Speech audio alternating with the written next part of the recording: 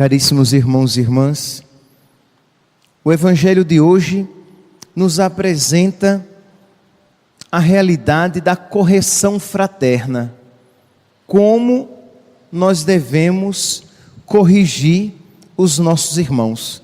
E nosso Senhor dá aqui esta linha, esta sequência. Se um irmão pecar contra ti, a sós, não em público, a sós, você o corrige. Se ele te ouvir, ótimo, ganhaste o teu irmão. Se não, na presença de 2 ou 3 testemunhas. Se não, na presença da igreja. Se não, que ele então seja tratado como um pagão. Muito bem. Mas aqui, meus irmãos, antes de nós abrirmos os nossos olhos para a finalidade da correção, porque é importante, com que finalidade nós corrigimos o irmão, é interessante também que nós nos dediquemos um pouco sobre os erros desta prática, isto é, os pecados que podem acontecer no que diz respeito a esta realidade de correção ao irmão. Primeiro, o primeiro pecado é o elogio falso, isto é, o elogio sem caridade. Você vê que o irmão cometeu uma falta, um erro, um pecado, e você, para não desagradar o irmão, você o elogia, você cria eufemismos, isto é, palavras que abrandam aquilo que você de verdade deveria dizer. Por exemplo, algo muito comum: aquela pessoa tem a personalidade forte. Às vezes, não poucas vezes, quando isso dizemos, nós nos referimos a uma pessoa que é mal educada, grosseira, que não sabe levar desaforo para casa, uma pessoa fraca. Sim, uma pessoa fraca, não é uma pessoa forte. Uma pessoa tão fraca que, por não saber receber um desaforo e lidar com aquela situação, ela sempre é impulsiva. Então, eu não sei levar desaforo para casa. Isto é, você é uma pessoa fraca, você é uma pessoa sem virtude. Claro, como dizer isso? Mas o elogio, com certeza, não é a melhor atitude. Não, você não vai elogiar uma pessoa que você vê que não tem virtude. E você não vai elogiar a falta de virtude. Se o elogio é sempre uma realidade com a qual devemos lidar com cuidado, porque devemos levar uma pessoa ao orgulho, à soberba, elogiar uma pessoa sem virtude já é complicado, ou melhor, elogiar sempre é complicado. Elogiar uma pessoa sem virtude, mais complicado. Elogiar a falta de virtude da pessoa é pior ainda. Aquela pessoa não é virtuosa, você não está apenas elogiando a pessoa não virtuosa, mas você está elogiando a falta de virtude. Você está chamando o pecado de graça, o mal de bem, o feio de bonito. Algo é um elogio covarde, um elogio inadequado, uma total e completa falta de caridade. É claro, meus santos, que devemos pedir a Deus sempre sabedoria, porque depende muito da situação, da pessoa, do seu relacionamento com ela, como você vai corrigir. Mas uma coisa é certa: você não pode simplesmente lavar as mãos e se tornar omisso naquela situação. Vocês conhecem o caso, já falei para vocês, emblemático, não muito fácil de ser colocado em prática no mundo de hoje, mas é um caso que nos mostra que o elogio falso e covarde não é algo a ser seguido. Vocês conhecem a história de São João Bosco, da mãe que apresentou a filha a ele, uma filha que tinha acabado de chegar de Paris, com toda a moda parisiense, e apresentou a filha e disse: padre, vê como a minha filha é bonita. É um santo, né, meus santos?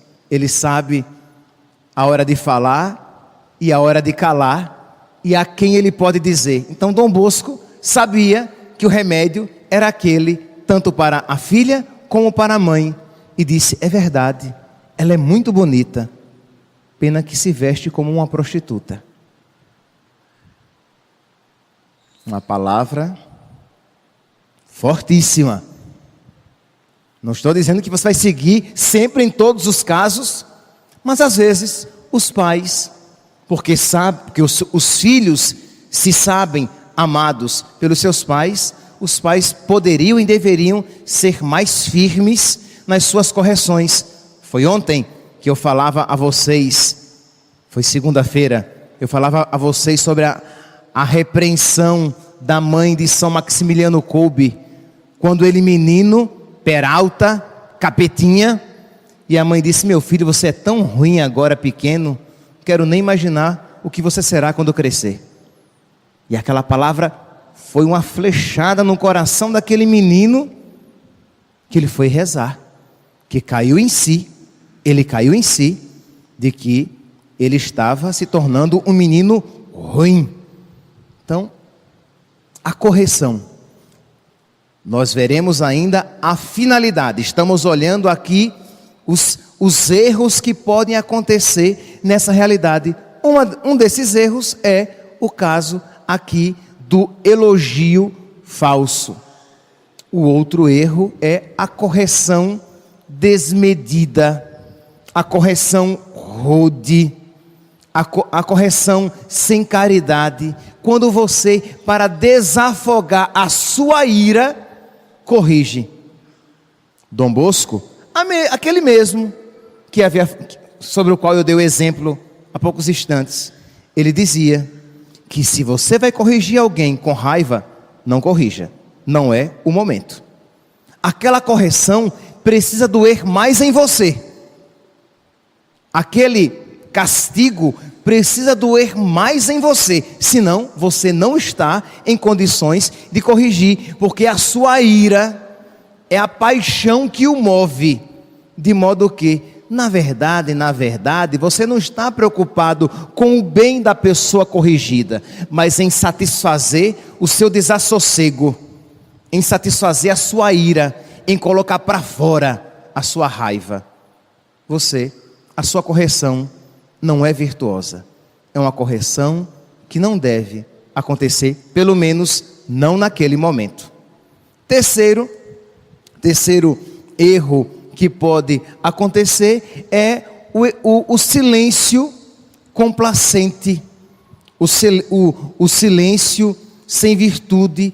Você vê isso nos pais, nos amigos, nos familiares. Crê em Deus Pai Todo-Poderoso. Você não pode simplesmente silenciar. Você está vendo que o seu irmão está caminhando para o buraco e você diz: não, vai dar muito trabalho corrigir. Não, talvez ela fique com raiva de mim se eu a corrigir. E aí você deixa simplesmente a pessoa se encaminhar para o buraco, ir para o erro, e você não corrige adequadamente. O livro do Eclesiástico, capítulo 3, o livro do Eclesiastes, capítulo 3 diz: há tempo de falar e tempo de calar. Então, por isso que o que eu falei, você precisa de virtude, você precisa, de sabedoria, a virtude da sabedoria. Por quê? Porque às vezes não é mesmo o momento de falar. Você está irado, a pessoa está fora de si, a pessoa está muito apaixonada àquele pecado, de modo que, se eu falar agora, eu vou queimar cartucho. Não é ainda o momento. Eu me calei, mas eu tenho meta de falar.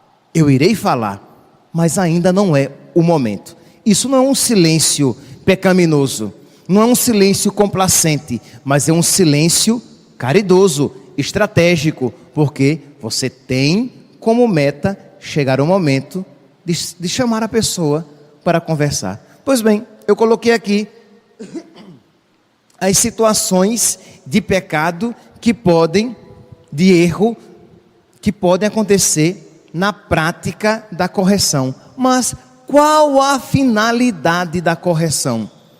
Meus irmãos, a correção não é simplesmente, ela não tem uma finalidade imanente, isto é, sei lá, eu gosto que ponha sempre o ventilador aqui numa tal velocidade. E aí a pessoa põe o ventilador para lá, sempre numa outra velocidade. Ora, eu posso simplesmente suportar este erro. Eu já disse que gosto de assim. Está certinho, quem colocou está certíssimo. Já disse que eu gosto assim. E a pessoa faz assado. E aí eu fico com raiva. E aí eu corrijo uma vez. E corrijo 2 vezes. Tá bom. Você pode. Desde que com caridade você pode. Mas ao mesmo tempo, você pode exercitar a virtude e suportar aquilo que em si não é uma falta moral. Entendeu? Isto é, sei lá, a sua mãe faz sempre o bife bem passado. Ela põe aquele tempero do qual você não gosta. É porque ela é um pouco desatenta. Coma a comida e come em ação de graças. Por quê? Porque se você ficar corrigindo, falando, reclamando o tempo todo, mesmo com caridade e paciência, talvez você acabe tanto irritando a pessoa, como perdendo a caridade. Então não é a respeito disso que eu estou falando. O que eu estou falando, a finalidade é quando a pessoa está colocando a sua alma em perigo. É esta a finalidade. Não é simplesmente como corrigir e nós termos uma convivência social tranquila. A finalidade de nosso Senhor não é essa, mas é quando o irmão começa a fazer coisas que colocam a sua alma em perigo, a sua salvação em perigo e, consequentemente, a salvação de outras pessoas. A finalidade é salvífica, a finalidade é sobrenatural. Então não é, repito, apenas quando alguém faz algo que você não gosta, mas quando alguém faz algo que entristece ao coração de Deus. Quando alguém faz algo que concorre para a sua perdição eterna, e você diz, eu não posso me calar, aquela pessoa está indo pelo caminho errado. Eu não posso fazer um elogio, porque isso vai endurecê-la ainda mais no pecado. Eu não posso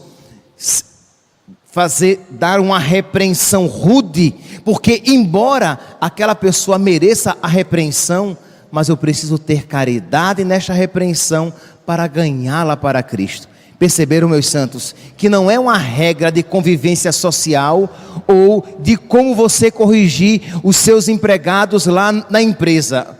Não é isso, Nosso Senhor não está falando sobre isso. Você pode aplicar isso também, mas a finalidade deste conselho de Nosso Senhor é como corrigir os irmãos para ganhá-los para Deus, como corrigir os irmãos para levá-los para o céu, como formar os filhos para que eles amem a Deus acima de todas as coisas, como conviver com seus amigos para que eles sejam cada vez mais dóceis à vontade de Deus. Quando eu os vejo de uma maneira errada, o que fazer? Como fazer? Em qual momento fazer?